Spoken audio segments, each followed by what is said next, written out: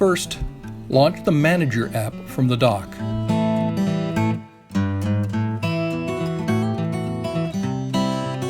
If the Manager app is not in your dock, you can go up to the top Go pull-down menu and select Applications. Scroll down to the Manager app and launch it by double-clicking on it.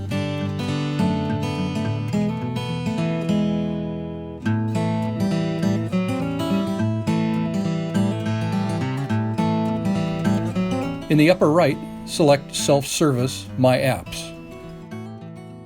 Some of you might find the Self-Service tab in the bottom portion of the Manager app.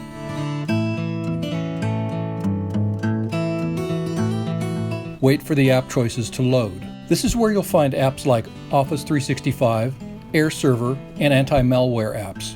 All are recommended. Request them by clicking on the Reinstall Update button. After issuing the commands, you can close the Manager app.